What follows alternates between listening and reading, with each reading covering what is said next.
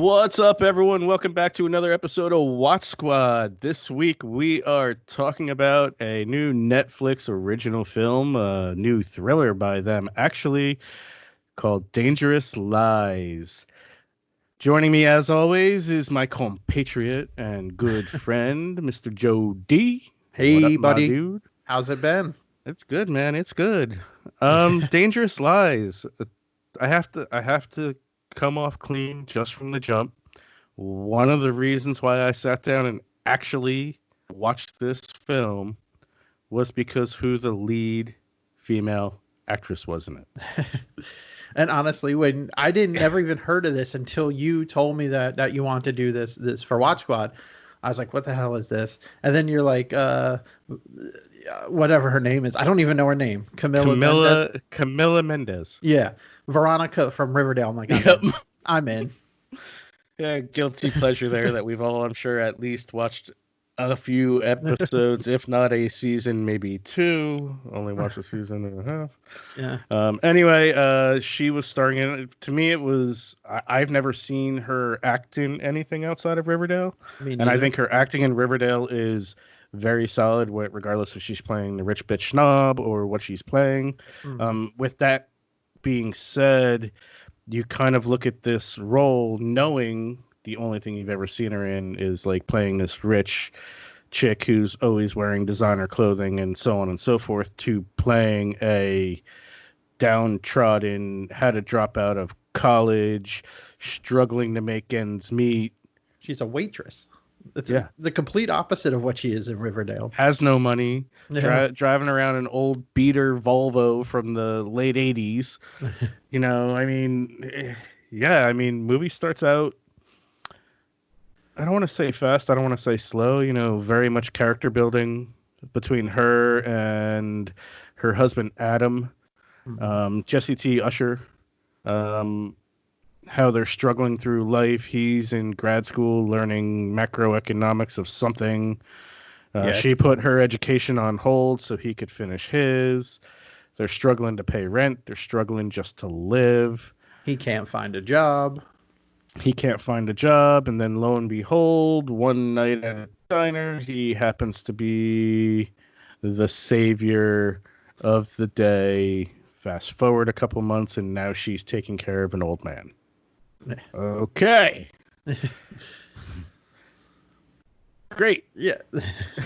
The older gentleman that she was taking care of, Leonard, played by Elliot Gould. I really endeared myself with his character. He I he did played too. that older guy who, unbeknownst to you, says he's never been married.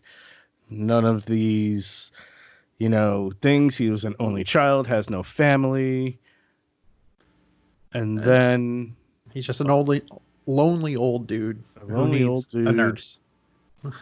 and then things just start spiraling from there.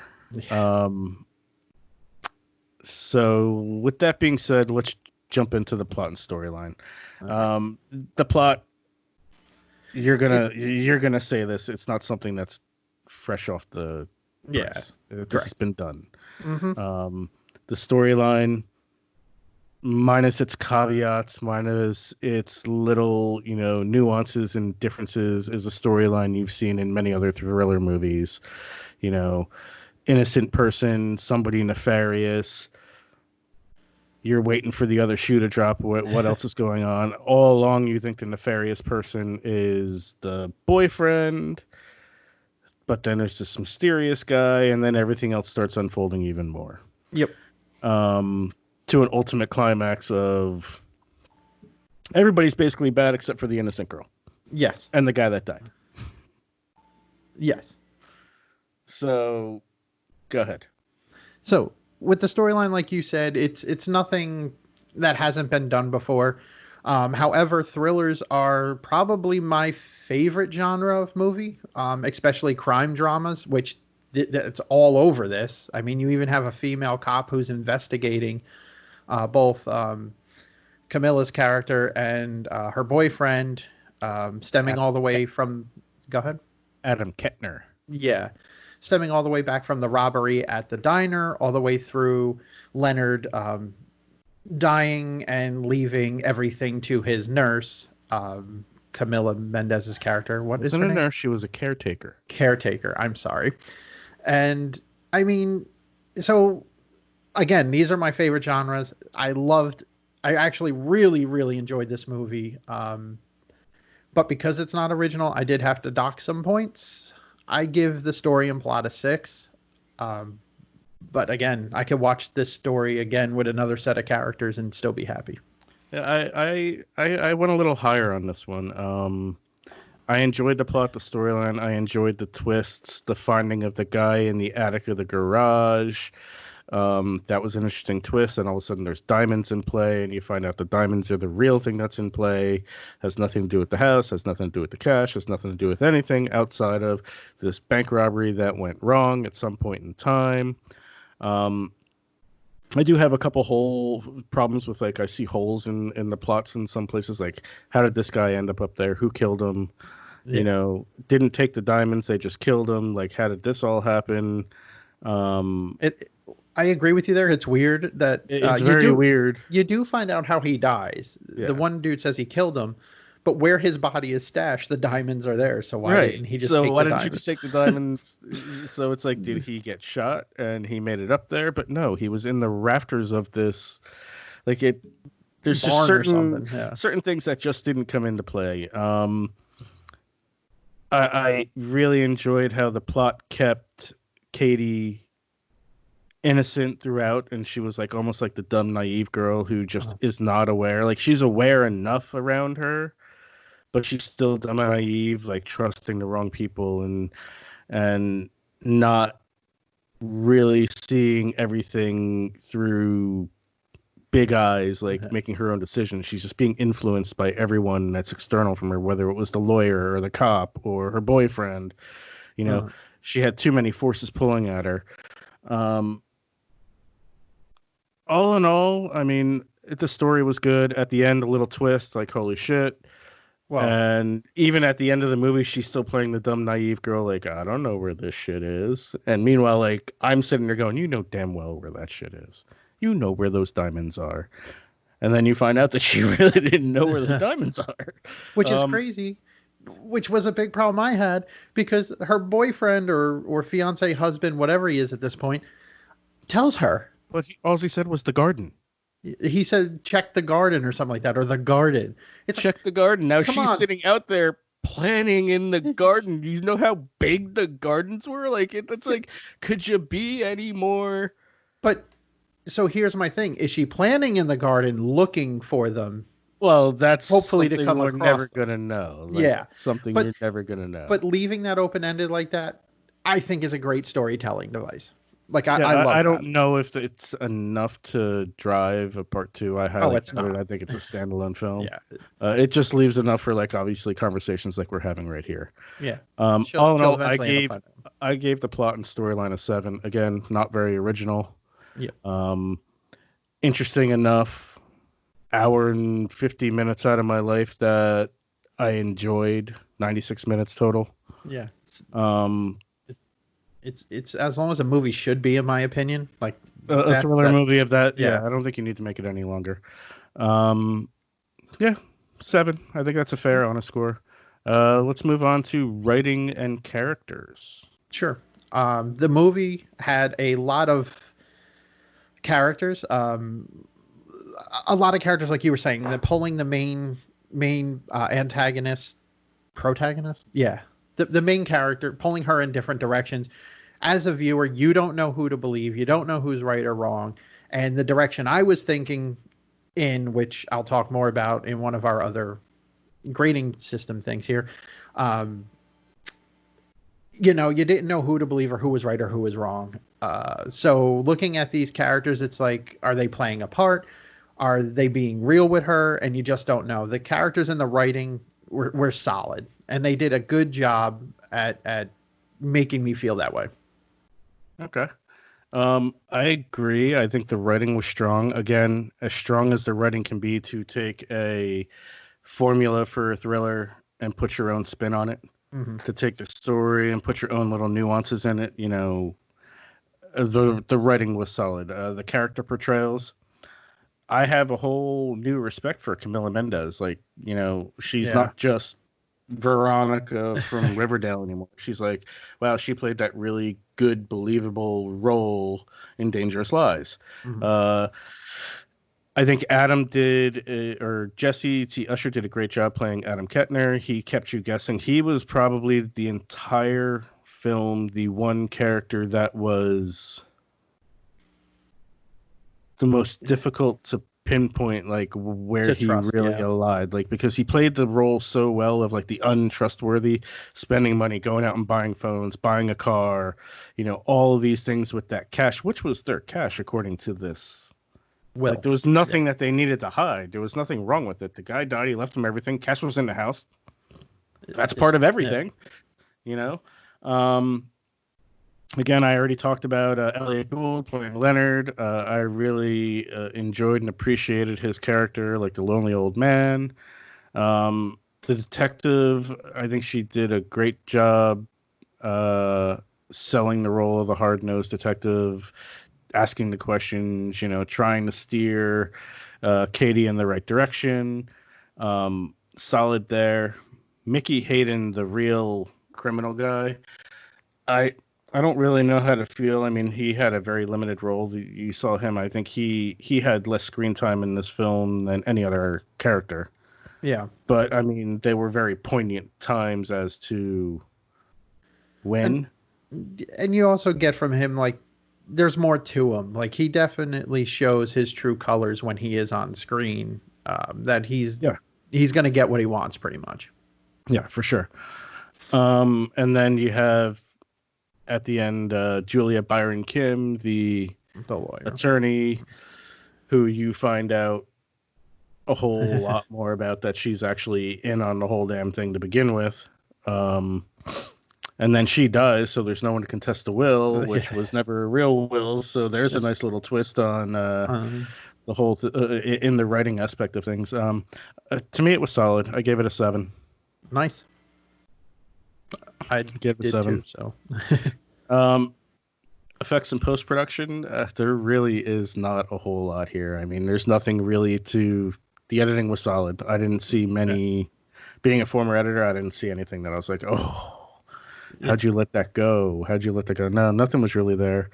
Um, Effects, okay, blood pockets, dead body up in the rafters, looked like a dead body up in the rafters. Yeah. Um, Nothing crazy. The music and the score for a thriller was solid. I mean, you Yep. knew when something suspenseful was about to happen. The score was good. It was solid. It was there. It led you on. Um, I gave it a 6. I did too. I mean, it's right in the middle. Again, the fact that they didn't try to overdo it with any effects or anything, I think helps this movie out as well. So I gave it a 6. It was teetering on a 5.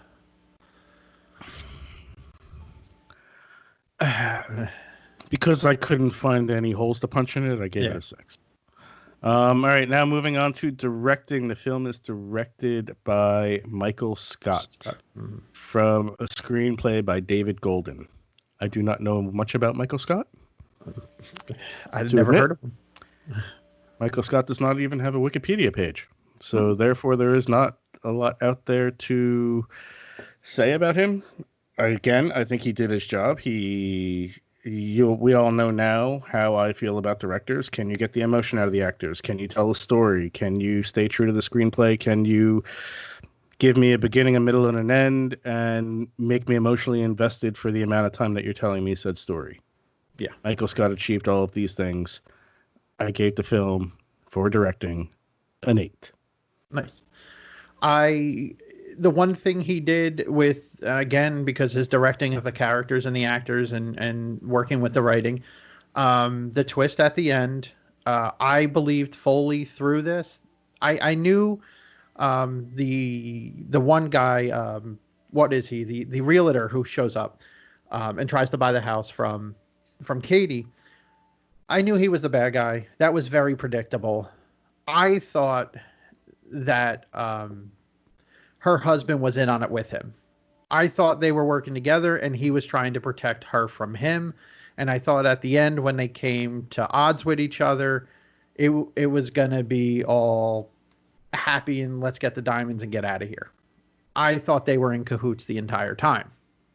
So the fact when they weren't and he was actually looking out for Katie and going to leave, I was surprised as hell by that. And it's, I think, the way it was directed. So I gave this a 7. Fair enough. All right, so Michael Scott, while you were doing that, I went and found some more info. Michael Scott is more of a TV movie director producer. Starting from pretty much in the early 80s, he did a documentary, One Man's Fight for Life. He was a director of Unsolved Mysteries. I love that show. Escape from Terror TV movie. I'm trying to. I mean, his list is actually pretty extensive. I'm surprised he does not have a Wikipedia page. Miss Miracle TV movie, Freshman Father TV movie, Miracle in Manhattan TV movie, Trading Christmas TV movie. I don't think I've seen a single one. R.L. Stein's The Haunting Hour. It was a TV series, 4 episodes between 2011 and 2012. That I know. He did Headshot, The Perfect Brother, My Sister's the Witch, and The Walls. Okay. He did Cedar Cove, a TV series. Second Sight TV movie. He did a lot of Christmas movies. Yeah. So, I mean, the guy has 54 credits to his name, including Dangerous Lies. And you know what? I'm sold. Not that I'm going to run out and go watch any of those movies. My Mom's Letter from Heaven. Or Trading Christmas. Or Trading Christmas, yeah. Or Christmas Lost and Found. Christmas on Holly Lane. Ugh.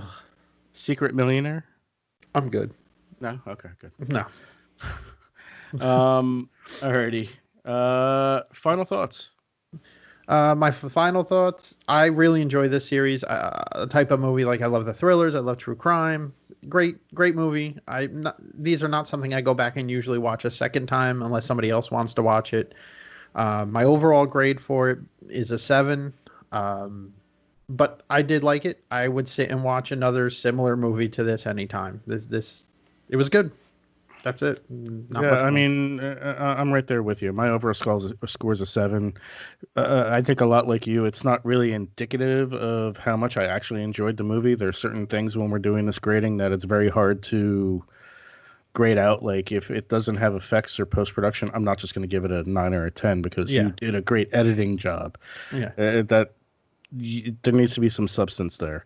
Maybe this is why it's real guys rating real movies. Okay, so I enjoyed the film. Would I watch again? Again, probably not, unless someone came over and was like, "Oh, you got a good thriller to watch?" I'm like, as a matter of fact, I think I have one that might be right up your alley. Outside of that, solid movie. Netflix does have a tendency to drop some pretty decent thrillers. Yeah. There's a couple others out there that maybe I'll pass over to you that you might or might not enjoy. This is probably, out of all the made by Netflix original thrillers that I've watched, probably one of the better ones. Okay. So with that said, I'm good. I got nothing else here, bro. Yeah, I'm good too. All right, this has been another episode of Watch Squad. Join us next week. We'll review something new. Could be a TV show. Could be a movie that Joe tells me to go watch. Who knows? I don't know. All right, people, be good. We're out of here. Watch Squad out. Peace.